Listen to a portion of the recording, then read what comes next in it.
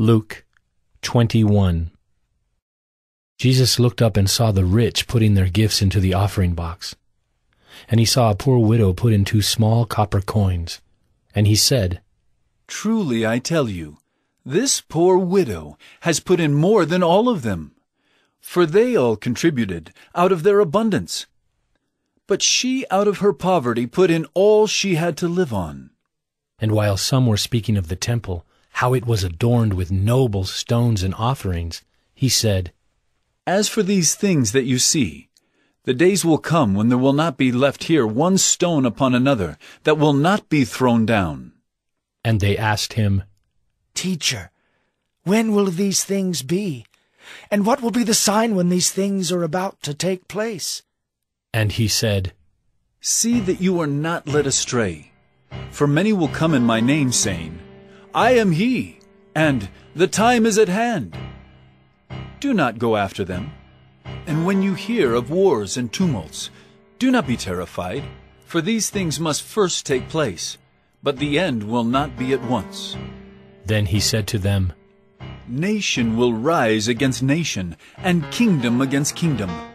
There will be great earthquakes, and in various places famines and pestilences. And there will be terrors and great signs from heaven. But before all this, they will lay their hands on you and persecute you, delivering you up to the synagogues and prisons, and you will be brought before kings and governors for my name's sake. This will be your opportunity to bear witness. Settle it therefore in your minds, not to meditate beforehand how to answer. For I will give you a mouth and wisdom, which none of your adversaries will be able to withstand or contradict. You will be delivered up even by parents and brothers, and relatives and friends, and some of you they will put to death. You will be hated by all for my name's sake, but not a hair of your head will perish.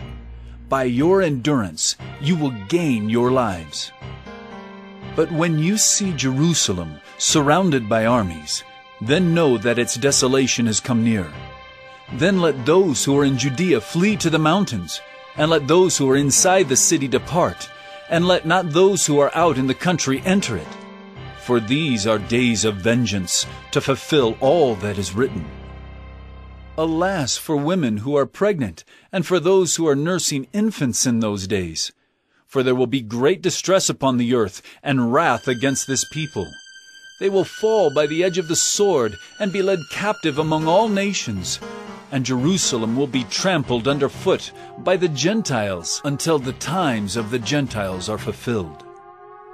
And there will be signs in sun and moon and stars, and on the earth distress of nations in perplexity, because of the roaring of the sea and the waves. People fainting with fear and with foreboding of what is coming on the world. For the powers of the heavens will be shaken. And then they will see the Son of Man coming in a cloud with power and great glory. Now, when these things begin to take place, straighten up and raise your heads, because your redemption is drawing near." And he told them a parable. Look at the fig tree and all the trees. As soon as they come out in leaf, you see for yourselves and know that the summer is already near. So also, when you see these things taking place, you know that the kingdom of God is near. Truly I say to you, this generation will not pass away until all has taken place. Heaven and earth will pass away, but my words will not pass away.